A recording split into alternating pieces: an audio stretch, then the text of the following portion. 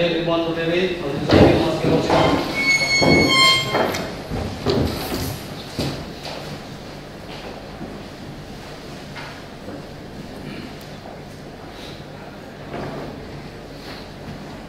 Hadirin dipersilakan untuk kembali.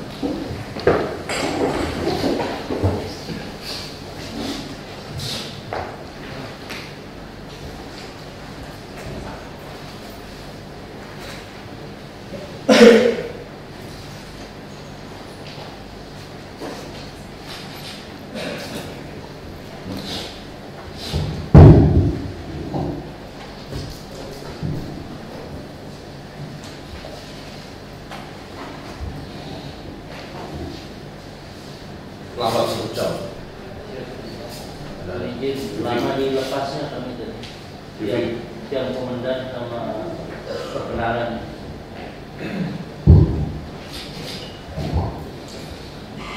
Dan mulai. Ya.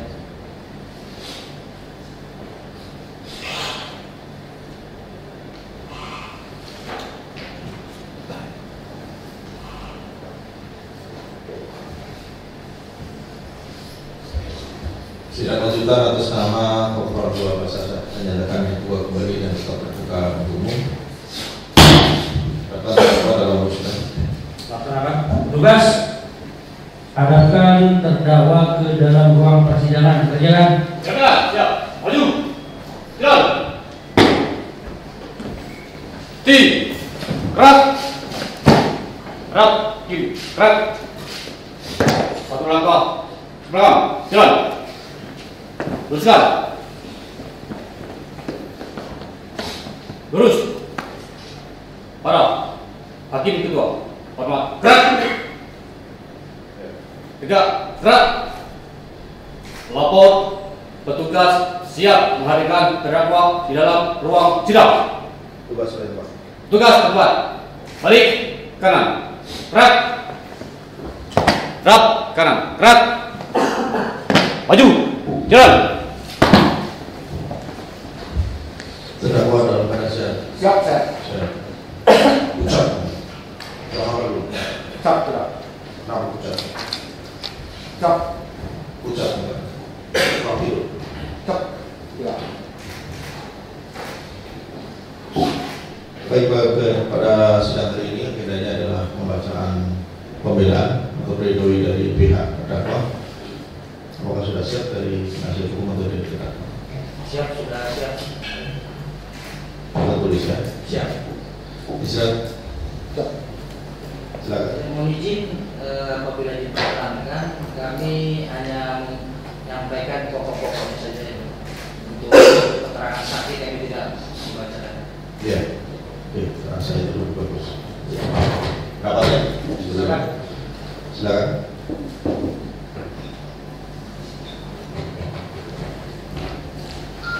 Izin yang mulia, kami akan membacakan nota pembelaan atau pledoi kepada yang terhormat Majelis Hakim Pengadilan Militer 104 Palembang yang memeriksa dan mengadili perkara pidana terdakwa atas nama Kopda Basarnas di Palembang.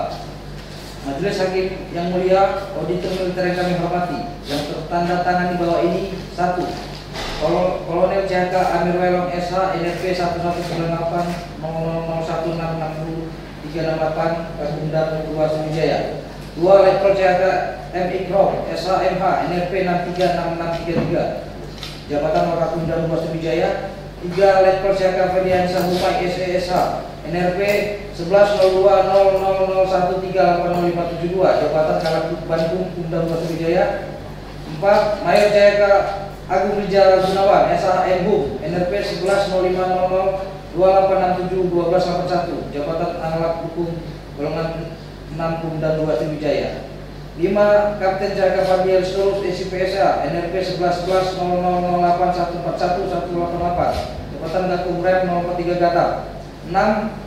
Kapten Jaga Iman Dohiman SH NRP 21980107751178 Jabatan Kasih Bandung Pemda Nukuba Sriwijaya. 7. Letu CHK Pindo Montana SHMH NRP 11180043300294 Jabatan Anglak Bandung Anglak Dukung golongan 6 Pumdam 7 Pumdam 2 Sriwijaya. 8 Letda Caka Reja PSA NRP 21080641510988 Palmin TU Situ Pumdam 2 Sriwijaya. Berdasarkan surat perintah Pangdam 2 Sriwijaya nomor 10 garing 392 garing angka 3 Romawi garing 2025 tanggal 25 Maret 2025 dan surat kuasa khusus tanggal 25 Maret 2025 bertindak selaku penasihat hukum atas nama terdakwa, nama Basarsa, pangkat NRP, Kopda 3100073821184, jabatan Babinsa Radio 427 Pakuan Ratu, Satuan Kodim 0427 Y kanan, tempat tanggal lahir negara batin 28 November 1984, jenis kelamin laki-laki, keluarga negara Indonesia. Agama Islam, alamat Kampung Negara Batin, RT RW 01, Kecamatan Negara Batin, Kabupaten Waikanan, Provinsi Lampung. Oleh karenanya, dalam hal ini bertindak untuk dan atas nama terdakwa hendak menyampaikan nota pembelaan atau pledoi dengan sistematika sebagai berikut: A. Pendahuluan, B. Tuntutan auditor militer, C. Fakta-fakta persidangan, D. Bukti, E.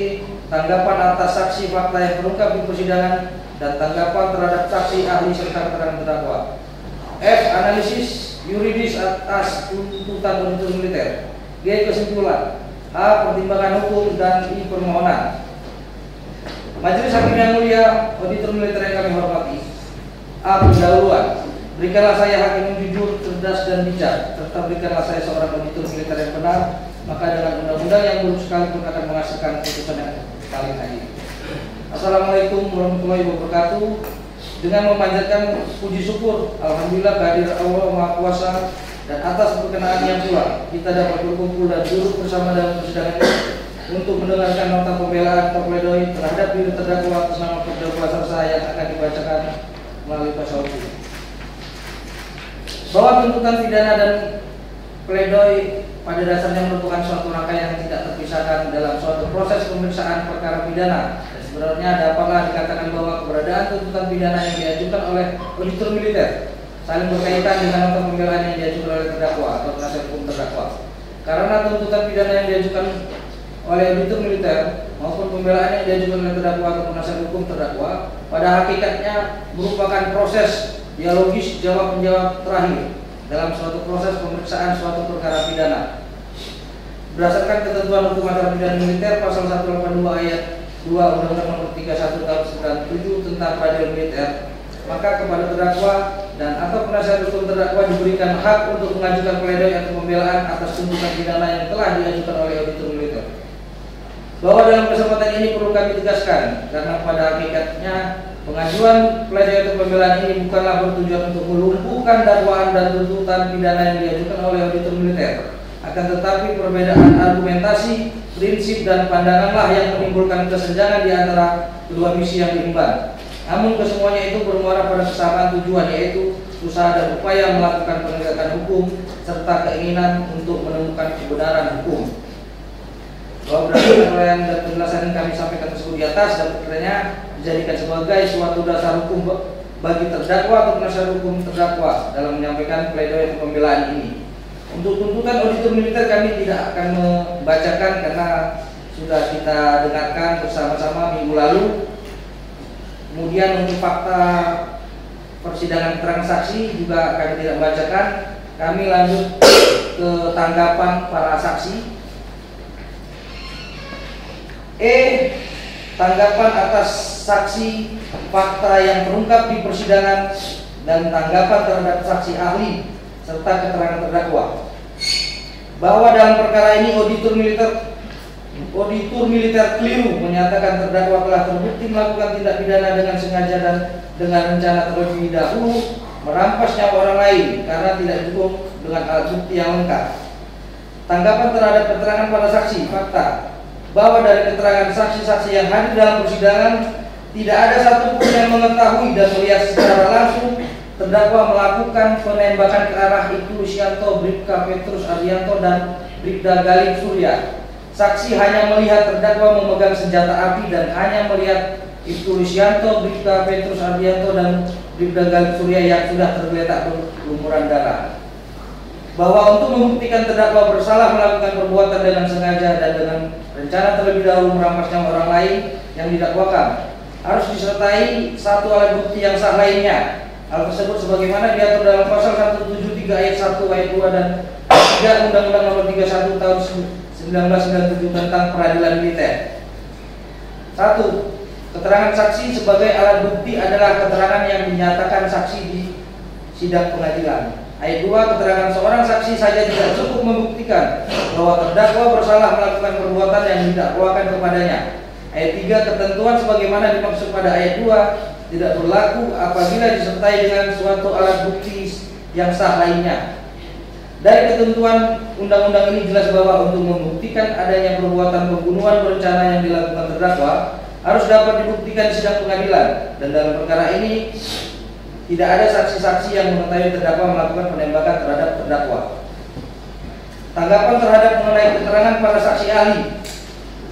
1. Saksi ahli balistik atas nama AKP Vidya Rina Wulandari. A. Bahwa secara formil telah terdapat cacat hukum. B. Sesuai dengan hukum acara peradilan militer, sidang atas nama terdakwa Kopda Basarsa berlaku hukum acara pidana militer.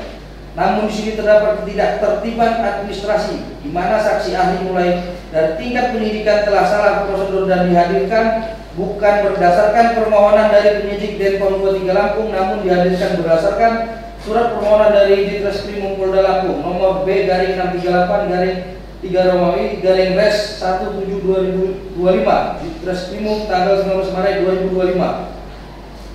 C. Bahwa ahli dalam melakukan uji balistik hanya menguji terhadap sejumlah 3 proyektil, tidak dilengkapi dengan uji terhadap senjata yang didakwakan yang digunakan oleh terdakwa, sehingga tidak dapat menyimpulkan serpian anak peluru atau proyektil tersebut berasal dari senjata siapa. D. Bahwa yang melakukan penyerahan bukti proyektil sejumlah 3 adalah dari pihak Polda Lampung kepada ahli. Seharusnya yang berwenang menyerahkan bukti proyektil tersebut untuk dilakukan uji adalah dari kewenangan penyidik Denpom 23 Lampung. 2. Terhadap saksi ahli psikologi forensik atas nama Reza Indragiri Amri. A. Bahwa untuk menentukan seseorang melakukan pembunuhan itu tergantung pada apa yang ada di isi kepalanya, sehingga apabila seseorang membawa suatu senjata belum tentu dapat dinyatakan memiliki niat untuk melukai atau membunuh. B. Bahwa parameter melakukan pembunuhan berencana ada 4 parameter sebagai berikut: 1. Target, 2. Manfaat, 3. Sumber daya, dan 4. Risiko. Bahwa berdasarkan 4 parameter tersebut di persidangan sama sekali tidak ada pada diri terdakwa. C. Bahwa di persidangan terdakwa terbukti melakukan perbuatan yang dinyatakan termasuk pada golongan cara berpikir 1, yaitu dihadapkan pada posisi psikologi terdakwa yang secara spontanitas, cemas dan ketakutan sehingga tidak dapat lagi berpikir jernih, sehingga terjadilah perbuatan seketika itu juga. Mengenai keterangan terdakwa, bahwa di persidangan terdakwa menyatakan melakukan penembakan secara spontan, tidak ada waktu yang cukup untuk dapat berpikir dengan jernih terhadap tindakan yang dilakukannya, bahkan dalam situasi kondisi emosi dan marah. Kemudian terdakwa juga tidak mengetahui hasil perkenaan tembakannya terhadap para korban. Masuk ke F. Analisis yuridis atas tuntutan auditor militer. Bahwa dalam nota pembelaan ini kami tidak sependapat dengan tuntutan auditor militer. Walaupun auditor militer lebih pada pembuktian pasal 340 KUHP, namun perlu juga kami mengkaji sejauh mana terhadap penerapan pasal 1 ayat 1 Undang-Undang Darurat RI nomor 12 tahun 1951 tentang senjata api dan pasal 303 ayat 1 KUHP juga pasal 55 ayat 1 KUHP. Bahwa berdasarkan fakta-fakta yang terungkap dalam persidangan, perkenankan kami menyampaikan yang juga merupakan pembelaan kami terhadap diri terdakwa. Maka selanjutnya kami akan menguraikan serta menganalisa unsur pasal 340 KUHP yang dikaitkan dari fakta-fakta persidangan dan analisa fakta serta analisa yuridis dalam setiap unsur pasal dengan mengacu kepada dakwaan yang dituntut oleh auditor militer kepada terdakwa, yaitu sebagai berikut. Terhadap unsur pasal 340 KUHP, bahwa dakwaan ke-1 dari perkara ini unsur-unsurnya: 1. Unsur barang siapa, 2. Unsur dengan sengaja dan dengan rencana terlebih dahulu, 3. Unsur merampas nyawa orang lain. Unsur barang siapa. Dalam tuntutannya auditor militer membuktikan unsur barang siapa hanya dengan argumentasi bahwa terdakwa dalam persidangan dalam keadaan sehat dan tidak ada satu alasan yang ditemukan dalam diri terdakwa untuk meniadakan atau menghapuskan kesalahan terdakwa. Tentunya kami penasihat hukum tidak sependapat dengan argumentasi seperti ini untuk membuktikan unsur dalam suatu tindak pidana. Berdasarkan pasal 340 KUHP, unsur barang siapa bukan merupakan delik inti, tetapi hanya sebagai elemen delik yang menunjukkan subjek hukum yang didakwa melakukan tindak pidana yang pembuktiannya bergantung kepada pembuktian unsur delik lainnya. Berdasarkan putusan Mahkamah Agung Republik Indonesia nomor 951 KP 1982 tanggal 10 Agustus 1983 yang antara lain mengatakan bahwa unsur barang siapa hanya merupakan kata ganti orang, di mana unsur ini harus mempunyai makna jika dikaitkan dengan unsur-unsur pidana lainnya.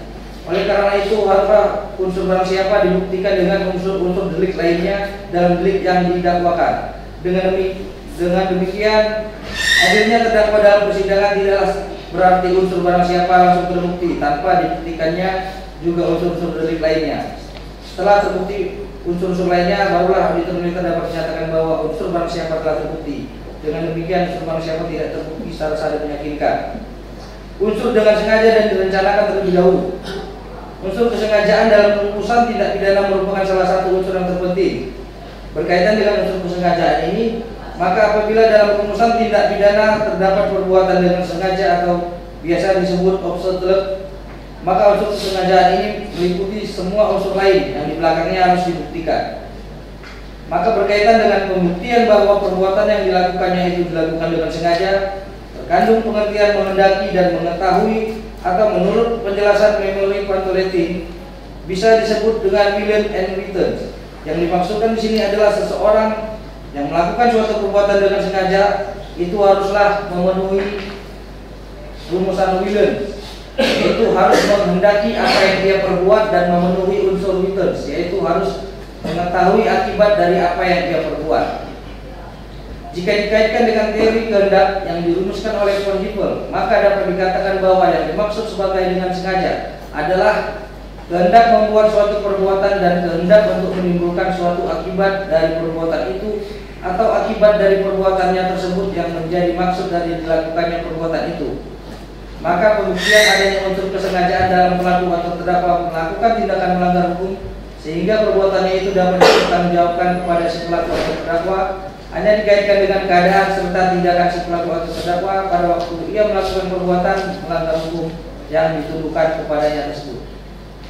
Mengenai unsur direncanakan terlebih dahulu, yaitu bahwa yang dimaksud dengan unsur direncanakan terlebih dahulu dalam rumusan pasal ini adalah bahwa jika pelakunya atau terdakwa telah menyusun dan mempertimbangkan secara sistematis tindakan yang akan dilakukan.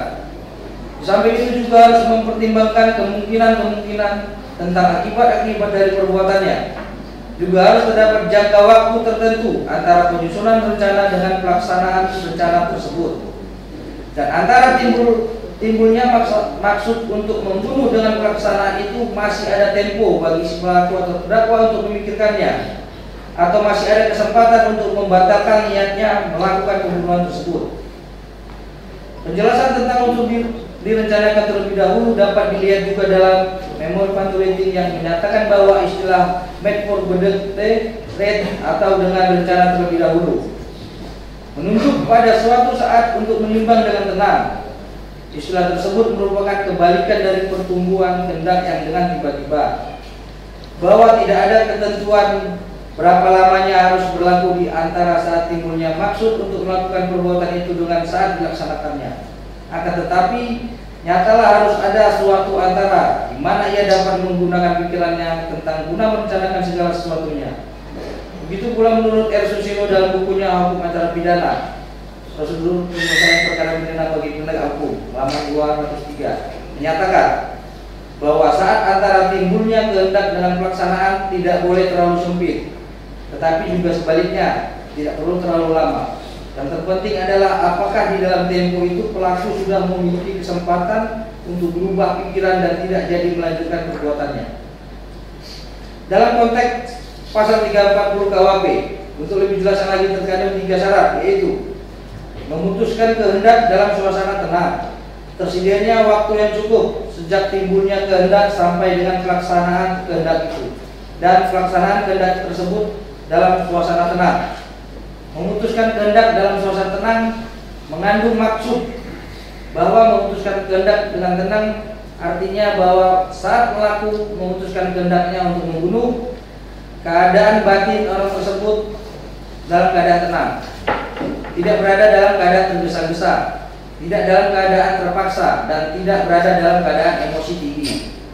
Maka dari itu kehendak yang diputuskan oleh pelaku merupakan kehendak yang dilakukan dalam suasana batin yang tenang. Dalam perkara ini terdakwa melakukan penembakan dapat dipastikan tidak dalam kondisi yang tenang, akan tetapi dalam kondisi emosi yang sangat tinggi dan dibakar oleh amarah dikarenakan ada tembakan terlebih dahulu dari pihak kepolisian. Tersedianya waktu yang cukup sejak timbulnya kehendak sampai dengan pelaksanaan kehendak itu. Tersedianya waktu yang cukup mengandung pengertian bahwa dalam tempo waktu yang tersedia itu pelaku masih dapat berpikir dengan tenang. Tersedianya waktu yang cukup tersebut tidak boleh menunjuk pada suatu waktu yang terlalu singkat. Sebab apabila terlalu singkat, kesempatan untuk berpikir dengan tenang tersebut mungkin tidak terjadi. Tidak mungkin rasanya seseorang dapat berpikir dengan tenang dalam waktu yang singkat. Oleh karenanya, dalam waktu yang sangat singkat itu orang justru berpikir secara tergesa-gesa, panik, dan tidak terencana. Apabila waktu yang tersedia itu tidak cukup dan diikuti pula dengan perasaan takut, khawatir, dan sebagainya, dalam waktu yang demikian jelas sama sekali tidak menggambarkan suasana batin yang tenang. Berdasarkan uraian tersebut terkait dengan sengaja, bisa dikatakan bahwa jika ada hubungan antara batin pelaku dengan akibat yang timbul karena perbuatannya itu, atau ada hubungan lahir yang merupakan hubungan sebab antara perbuatan pelaku atau terdakwa dengan akibat yang dilarang itu, maka hukum pidana dapat dijatuhkan kepada si pelaku atau terdakwa atas perbuatan pidananya itu. Sebab pertanggungjawaban pidana atas perbuatannya secara jelas dapat ditimpakan kepada pelaku atau terdakwa. Tapi jika hubungan kausal tersebut tidak ada, maka pertanggungjawaban pidana atas perbuatan pidananya itu tidak dapat ditimpakan kepada pelaku atau terdakwa, sehingga hukuman pidana tidak dapat dijatuhkan kepadanya. Terkait konteks dengan rencana terlebih dahulu, maka apabila pikiran-pikiran untuk membunuh tersebut dalam keadaan marah, tidak tenang, waktu yang terlalu singkat, yang berakibat akan berpikir secara tergesa-gesa, panik, dan tidak terencana, dan dalam suatu suasana kejiwaan yang tidak memungkinkan untuk berpikir dengan tenang, maka di situ tidak ada unsur perencanaan. Bahwa berdasarkan fakta hukum yang terungkap di persidangan dengan keterangan saksi ahli psikologi forensik tentang pembunuhan berencana harus memenuhi unsur yang menyatakan target sudah terpilih secara spesifik atau sudah ditentukan di awal siapa orangnya, dilakukan dengan insentif atau dengan sengaja, dan sudah menyiapkan alat yang akan digunakan untuk membunuh serta mengetahui risiko yang terjadi akibat perbuatannya, dalam hal ini keuntungan dan kerugian. Dari penjelasan ahli jelas bahwa unsur-unsur tersebut tidak ada pada diri terdakwa dengan alasan sebagai berikut: A. Bahwa benar terdakwa tidak mengetahui akan adanya penggerebekan yang dilakukan oleh pihak Polres dan Polsek. B. Bahwa benar terdakwa melakukan penembakan bukan dari kehendaknya, bahkan dari kondisi emosi dan marah akibat adanya tembakan peringatan dari luar dan melakukan penembakan karena terdakwa.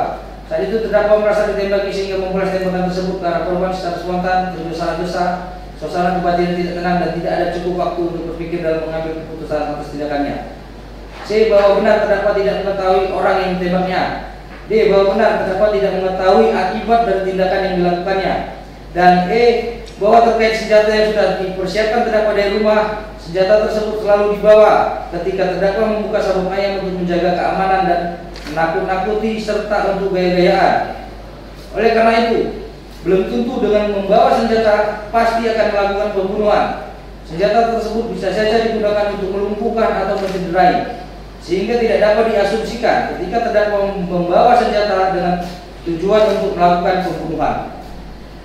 Dengan demikian, unsur dengan sengaja dan direncanakan terlebih dahulu tidak terbukti secara sah dan meyakinkan. Unsur menghilangkan nyawa orang lain. Yang dimaksud dengan unsur ini adalah perbuatan menghilangkan nyawa orang lain itu haruslah merupakan perbuatan yang positif atau aktif, walaupun dengan perbuatan sekecil apapun. Jadi perbuatan tersebut haruslah diwujudkan secara aktif dengan gerakan sebagian anggota tubuh. Oleh karenanya perbuatannya dapat berupa bermacam-macam perbuatan, di mana perbuatan tersebut berujung dengan timbulnya suatu akibat hilangnya nyawa orang sebagai persyaratan mutlak. Dalam unsur merampasnya orang lain, terdapat sifat objektif dan subjektif, yaitu dilihat dari perbuatannya yang menghilangkan nyawa dengan objek orang lain. Sifat subjektif yaitu dalam perbuatan menghilangkan nyawa orang lain terdapat syarat-syarat yang harus dipatuhi, yaitu adanya wujud perbuatan, adanya suatu kematian orang lain, dan adanya hubungan sebab akibat antara perbuatan dan akibat kematian orang lain. Terhadap unsur ini, auditor militer menyatakan terdakwa telah merampas nyawa orang lain, yaitu korban Ibtu Rusyanto, Bribka Petrus Aprianto, dan Bribda Galip Suryaganta. Meskipun demikian, konstruksi hukumnya, kami selaku penasihat hukum berbeda pendapat dengan auditor militer. Hal ini berkaitan dengan perbuatan terdakwa terhadap korban yang tidak dapat dilakukan penuntutan hukuman lagi, meskipun dalam faktanya terungkap dari keterangan terdakwa telah melakukan penembakan, namun tanpa didukung saksi yang mengetahui kejadian secara langsung, sehingga menyebabkan potensi terjadinya kesalahan terbuka lebar untuk mengetahui kejadian yang sebenarnya. Terdakwa melakukan penembakan tidak ada niatan sama sekali. Hal itu disebabkan karena emosi dan marah bahwa adanya tembakan dari pihak kepolisian di Gelang Satu Mayang. Penembakan tersebut tidak dengan cara membidik, melainkan terarah ke arah sasaran, sehingga terdakwa tidak menyadari akan hal yang dilakukannya secara spontan atau sangat cepat. Itu dalam hal ini perkenaan tembakan tersebut tidak diketahui oleh terdakwa. Dengan demikian, unsur menghilangkan nyawa orang lain tidak terbukti secara sah dan meyakinkan.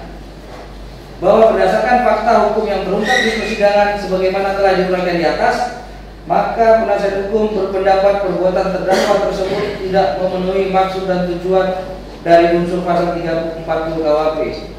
Atau menurut hemat penasihat hukum, unsur ini tidak terpenuhi oleh perbuatan terdakwa. Oleh karena unsur dalam dakwaan atau tuntutan ke-1 tidak terpenuhi, maka kepada terdakwa haruslah dinyatakan tidak terbukti secara sah dan meyakinkan bersalah melakukan tindak pidana sebagaimana yang didakwakan dalam dakwaan atau tuntutan tersebut. Mohon izin dilanjutkan ini. Terhadap unsur dalam pasal 1 ayat 1 Undang-Undang Darurat RI nomor 12 tahun 1951 tentang senjata api, bahwa terhadap penerapan pasal ini tidak perlu kami uraikan kembali dikarenakan tidak sesuai dengan hukum acara pidana militer, dan terhadap proses penyidikan telah terdapat catatan hukum dalam hal penyerahan bukti proyektil yang akan diuji ke ahli sejumlah 3 proyektil. Tidak ada permohonan melalui penyidik Denpom 23 Lampung kepada ahli, melainkan dari pihak Polda yang mengajukan permohonan kepada ahli sesuai dengan surat Reskrimum Polda Lampung nomor B/638/3 Romawi (1.7/2025) tanggal 19 Maret 2025, dan pada uji balistik tidak dilakukan secara lengkap, hanya uji terhadap proyektil, namun tidak disertai dengan uji senjata yang didakwakan atau dituduhkan terhadap diri terdakwa. Terhadap unsur pasal 33 ayat 1 KUHP junto pasal 55 ayat 1 KUHP, bahwa penerapan pasal ini tidak perlu kami uraikan dikarenakan pasal 33 KUHP ini tidak dapat diterapkan kepada terdakwa, mengingat pasal 64 KUHP yang dikenal sebagai perbuatan berlanjut atau forgazetted handling mengatur tentang penerapan satu aturan pidana untuk beberapa perbuatan yang berkaitan erat sehingga dianggap sebagai satu kesatuan. Penerapan pasal ini mensyaratkan adanya satu keputusan kehendak, perbuatan yang teknis, dan hubungan waktu yang tidak terlalu lama. Satu aturan pidana, jika beberapa perbuatan memenuhi unsur perbuatan berlanjut, hanya satu aturan pidana yang diterapkan, yaitu yang memiliki ancaman pidana pokok yang paling berat. Tidak ada pemberatan, meskipun terdapat beberapa perbuatan, tidak ada penambahan hukuman residif seperti pada konkursus real. G. Kesimpulan. Dari uraian tersebut di atas, pembuktian dari auditor militer kurang alat bukti yang sah untuk membuktikan perbuatan pidana dengan sengaja dan dengan rencana terlebih dahulu merampas nyawa orang lain yang dilakukan oleh terdakwa, sehingga pembuktian dari auditor militer dapat dinyatakan tidak terpenuhi.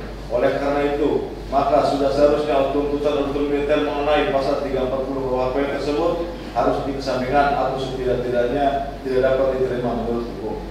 H. Pertimbangan hukum. Pada kesempatan ini pula, izinkan kami menyampaikan beberapa hal yang berkaitan dengan perkara dan diri terdakwa yang sekiranya dapat menjadi bahan pertimbangan bagi majelis hakim dalam memutus perkara terdakwa, yaitu berikut. 1. Tujuan pemidanaan.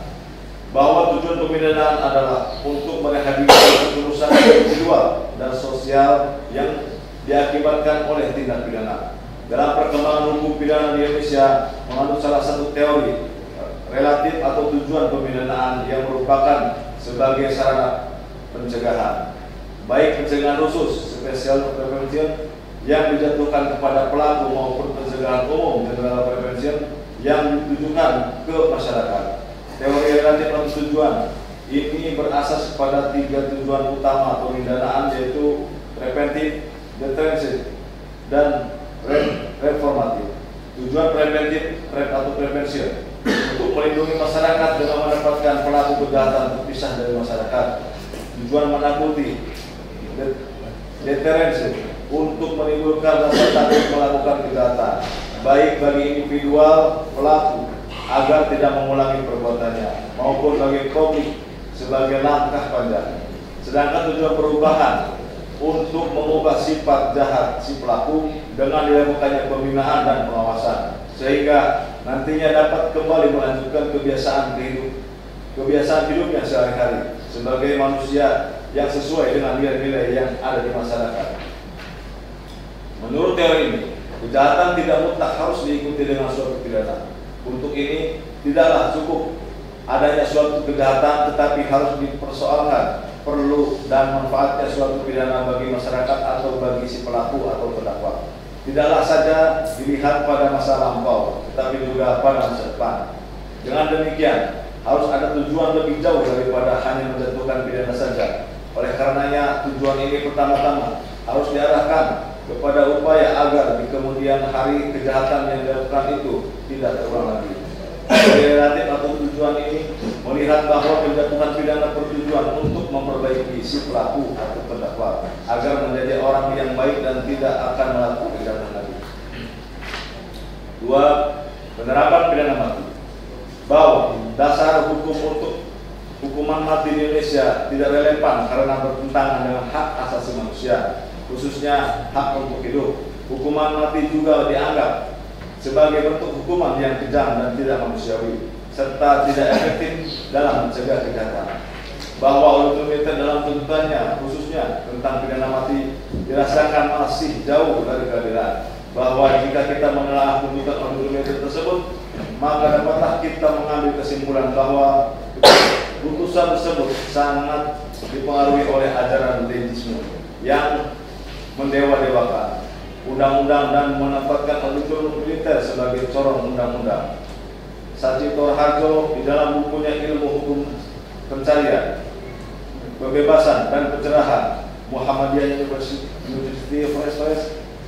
University Press, Surakarta 2004 halaman 68, yang menyatakan bahwa wilayah keadilan tidak persis sama dengan hukum positif.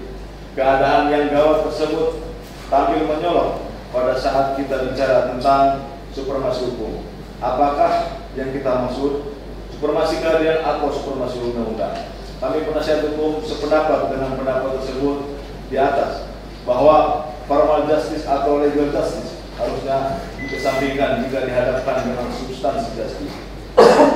Bahwa ajaran religiusme yang dianut oleh ultimatum dalam kenyataannya telah meninggalkan komunitas hukum, khususnya para penegak hukum, karena ajaran tersebut terbukti telah mematikan nurani dan kreativitas penegak hukum. Bahwa tuntutan ultimatum terhadap terdakwa dengan pidana mati, hal tersebut sangatlah berat.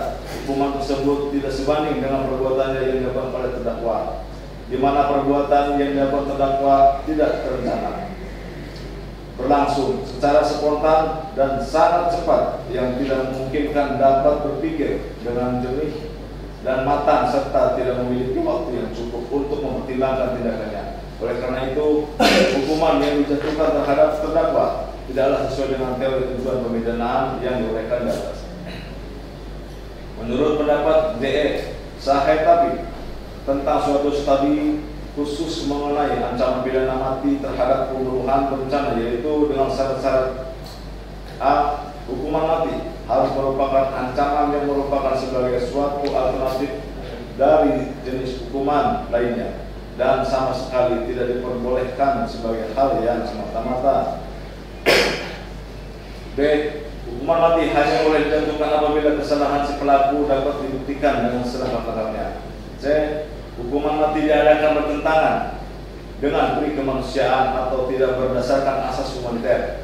Hukuman itu bertentangan dengan kesusilaan. Hukuman yang dijatuhkan hukuman mati itu hak atau usaha untuk memperbaiki si pelaku atau terdakwa adalah tidak dimungkinkan. Selanjutnya, bila hukuman itu dipandang dari sudut tujuan hukuman, yaitu untuk menakut-nakuti, memberi efek jerah, memperbaiki kesalahan, tujuan demikian tidak dapat dilaksanakan. Timbul pertanyaan, apakah sebenarnya bahwa hukuman mati itu mempunyai tujuan untuk menakut-nakuti, memberi efek jerah, memperbaiki kesalahan, tidak mencapai tujuannya? Seperti diketahui, hukuman mati itu tidak dilaksanakan di depan umum, akan tetapi dilakukan di suatu tempat atau di dalam penjara dan hanya disaksikan oleh orang-orang tertentu saja. Pidana mati ini dapat dikatakan pidana yang sangat kejam, karena memang jika suatu terpidana sudah mendapatkan hukuman mati, maka terpidana tersebut sudah tidak memiliki harapan untuk memperbaiki kesalahan dari kejahatannya. D. Bahwa banyak contoh pembunuhan berencana yang putusannya tidak dijatuhkan pidana mati. Di antaranya putusan nomor 295 K/Mil/2014 kasus Cebongan, terdakwa dijatuhkan selama 8 tahun penjara. Pada putusan nomor 24/B/2021/PN/WGW, terdakwa dijatuhkan pidana pada pasal 340 KUHP secara sah dan terbukti terdakwa memenuhi unsur-unsur pada pasal tersebut dan dipidana penjara selama 20 tahun. Putusan PN Jakarta Selatan nomor 238/B/B/2014/PN Jakarta Selatan, terdakwa dijatuhkan pidana pembunuhan berencana selama 17 tahun. Kasus pembunuhan di Cianjur yang melibatkan dua pelaku SN dan MT, keduanya dijerat dengan pasal 338 KUHP tentang pembunuhan dan pasal 340 kasus sate beracun yang menewaskan Naba, Faiz dan LA. Terdakwa dalam kasus ini divonis hukuman 16 tahun penjara atas tindak pidana pembunuhan berencana. Dalam perkara ini jelas terdakwa tidak terbukti melakukan pembunuhan berencana. Oleh karena itu, maka sudah seharusnya tuntutan auditor tersebut mengenai pasal tersebut harus dikesampingkan atau setidak-tidaknya tidak dapat diterima menurut hukum. 3. Self defense. Bahwa terdakwa melakukan perbuatan penembakan dikarenakan merasa adanya perlawanan yang tidak berimbang, mendengar adanya suara tembakan dengan jumlah personel kurang lebih 16 orang, sehingga yang ada di pikiran terdakwa adalah wujud dari pertahanan atau pembelaan diri, di mana terdakwa pada saat itu tidak mengetahui harus berbuat apa dan dalam kondisi ketakutan, cemas, dan tidak dapat berpikir jernih, sehingga memutuskan untuk lebih baik membunuh daripada terbunuh. Dalam hukum pidana, self defense atau pembelaan diri adalah hak seseorang untuk menggunakan kekuatan termasuk kekerasan untuk melindungi diri sendiri atau orang lain dari serangan yang mengancam jiwa atau harta benda. Jika tindakan tersebut dianggap sebagai pembelaan diri yang sah, maka pelaku tidak dapat dikenai sanksi pidana. Pasal-pasal KUHP mengatur tentang pembelaan terpaksa atau non-welfare. Pasal ini menjelaskan bahwa seseorang tidak dipidana jika melakukan suatu perbuatan untuk membela diri atau orang lain, penghormatan, kesusilaan atau benda karena adanya serangan atau ancaman serangan yang sifatnya mendesak dan melawan hukum.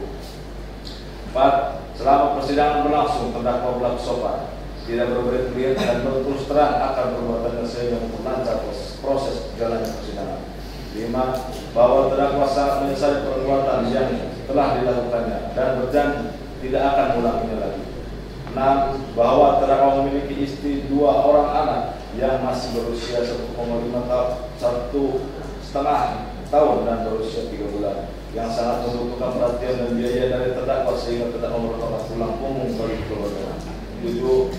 Bahwa terdakwa telah mengabdi sebagai prajurit TNI AD selama lebih kurang 19 tahun sehingga sudah banyak prestasi yang diberikan terhadap instansi TNI AD atau satuan. 8. Bahwa selama berdinas terdakwa pernah melaksanakan tugas operasi yaitu pengamanan perbatasan Papua tahun 2010 sampai dengan 2012. 9. Terdakwa atas pengabdiannya kepada negara telah dianugerahi penghargaan atau tanda kehormatan antara lain A. Tanda kehormatan Satya Lancana Widya Dharma B. Tanah kehormatan Satya Lencana Kesetiaan 8 tahun dan C. Tanah kehormatan Satya Lencana Kesetiaan 16 tahun. 10. Bahwa terdakwa masih ingin mengabdikan diri berdinas di TNI AD. Di permohonan sebelum menjadi pembelaan ini, perkenankanlah kami memohon kepada majelis hakim yang mulia kiranya sependapat dengan penasihat hukum dan berkenan memutus perkara ini sebagai berikut. 1. Menyatakan terdakwa tidak terbukti secara sah dan meyakinkan bersalah melakukan tindak pidana sebagaimana dakwaan 1 dari tuntutan auditor militer. 2. Menjatuhkan pidana yang seringan-ringannya kepada terdakwa. 3. Apabila majelis hakim berpendapat lain, mohon putusan yang seadil-adilnya.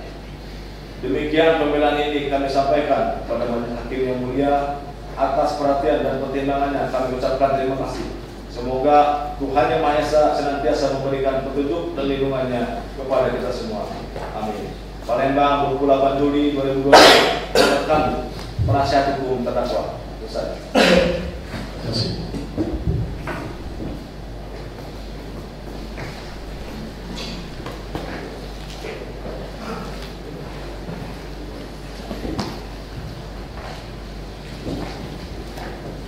Dari terdakwa ada sendiri atau cukup? Tidak ada. Baiklah, kita mendengar bersama bahwa nota pembelaan dari tim penasihat hukum terdakwa yang dibacakan ada beberapa garis besar mungkin yang bisa kita ambil.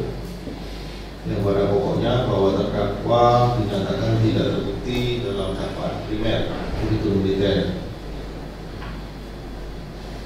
Untuk itu bahwa karena tidak ada perencanaan, terdakwa harus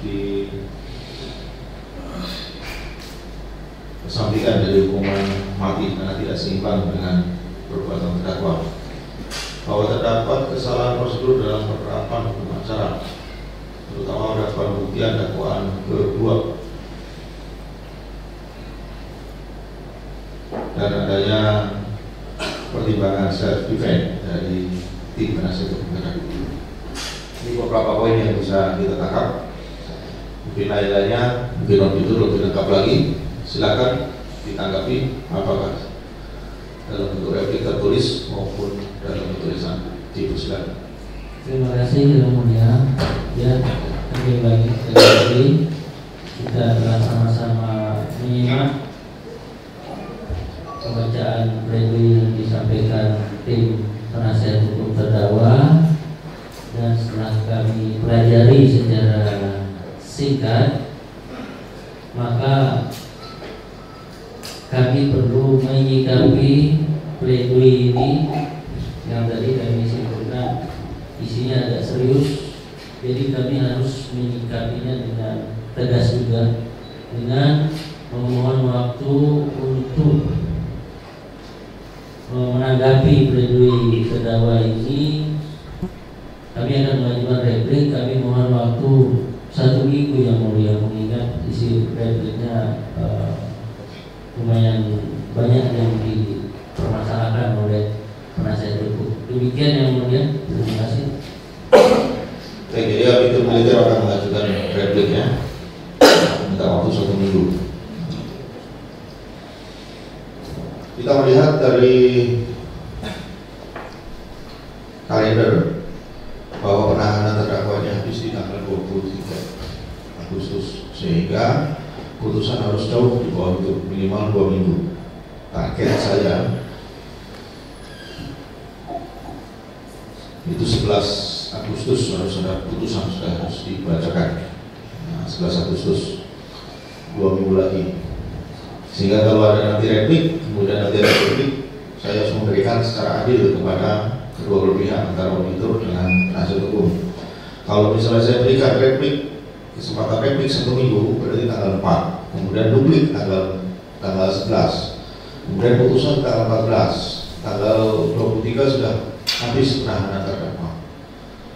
Hal ini sangat mepet sekali, sehingga perlu dipertimbangkan bahwa putusan harus tanggal 11 Agustus, kemudian replik dan duplik harus saya imbangkan kepada auditor maupun kepada tim penasihat hukum, sehingga ketemunya adalah replik di tanggal 30, nanti di tanggal 4 Agustus. Kami Majelis Hakim punya waktu 1 minggu juga untuk menyusun putusan tanggal 4 sampai dengan tanggal 11 Agustus. Itu yang bisa saya sampaikan. Jadi tanggal 30 Agustus bereplik, apabila ada duplik tanggal 4 Agustus. Sehingga Majelis Hakim 1 minggu juga untuk menyusun putusan di tanggal 11. Baik, yang mulia, terima kasih. Mohon izin, kami perlu juga menyampaikan jika memang tidak bisa tanggal 4 Agustus atau 1 minggu, kami mohon diberikan kesempatan tanggal 31 hari Kamis, mengingat kami tanggal 30 itu ada rapor langsung dari pimpinan Kabinkum dan kami diwajibkan ikut, dan sebelum itu juga kami perlu memberikan bahan sebelumnya. Ya, maksudnya kalau tanggal 31 berarti kan harus memberikan waktu juga kepada PH. Nanti dia PH minta lagi tanggal 6 misalnya. Berarti kami putusan hanya 3 hari saja, tidak imbang. Ya kan, saya sudah memberikan 3 hari, ini 3 hari juga. Jadi pas waktunya ketemunya 30. Nanti kalau misalnya ada rakor, 1 orang monitor hanya membacakan replik saja, tidak perlu hadir semuanya. Rakor atau berapa? 30. Tanggal 30. Jam berapa? Ini berarti kami mempunyai kesempatan hanya besok hari saja untuk membuat. Ya, kalau mau besok lebih bagus lagi. Bukan izin untuk menyusun replik perubahan. Iya. Karena itu. Ya itu memang resiko pekerjaan kita seperti itu. Ya kan, mau malam ini kita lembur, 2 malam lembur, ya itu resiko pekerjaan.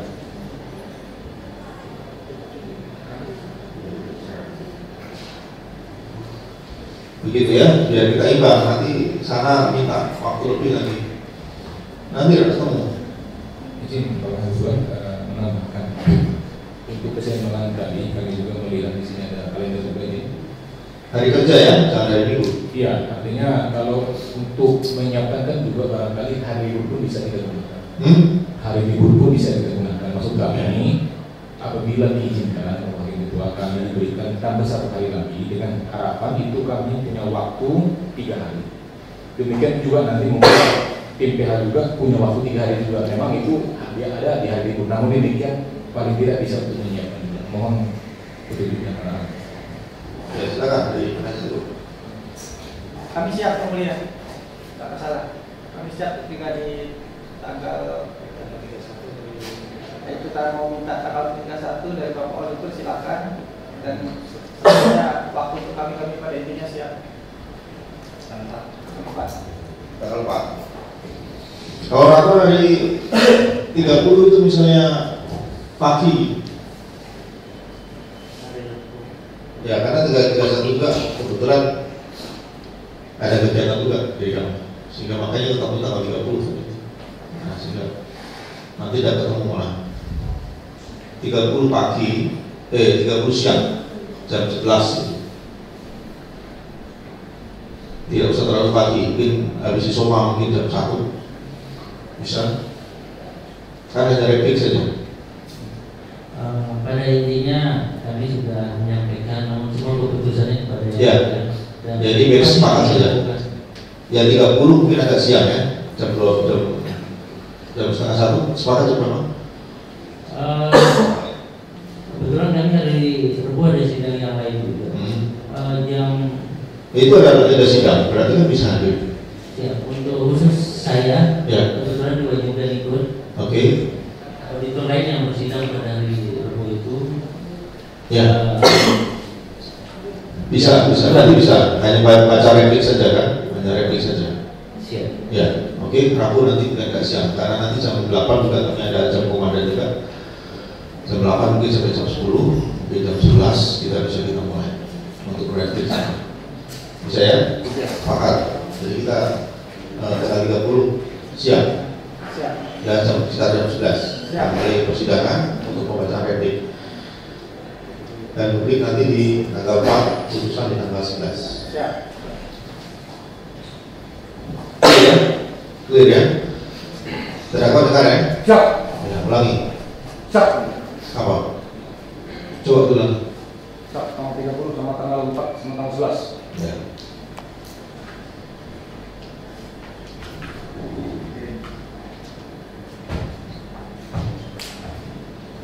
Saya pikir replik tidak usah panjang-panjang, yang dibantah saja. Saya maju nanti publik mungkin nanti yang dibantah saja, tidak usah mengulang dari awal. Keterangan saksi, keterangan terdakwa tidak usah dibahas lagi. Hanya yang pokok tadi saya ambil tadi yang 3 poin saja kan, itu yang dikasih ulang aja. Setelah itu nanti auditor dibalas oleh tim penasihat itu dalam publik ya yang tidak bersepakatan saja. Baik, salah saya itu kita sudah sidang hari ini. Auditor dan dua terdakwa keluar. Tugas. Tugas. Tugas bawa terdakwa ke luar ruang persidangan. Berjalan.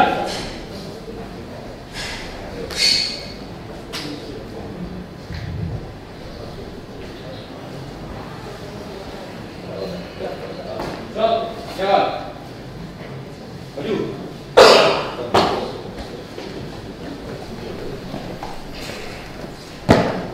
Stop, kiri. Gerak. Berjalan. Lurus. Petugas siap membawa keluar terdakwa di ruang sidang. Pada Hakim Ketua. Hormat. Gerak. Tegak. Gerak. Harap kiri.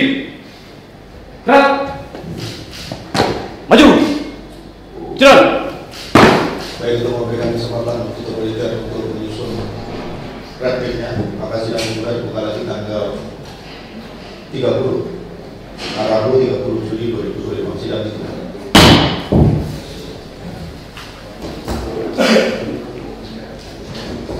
Jadi majelis hakim meninggalkan ruangan.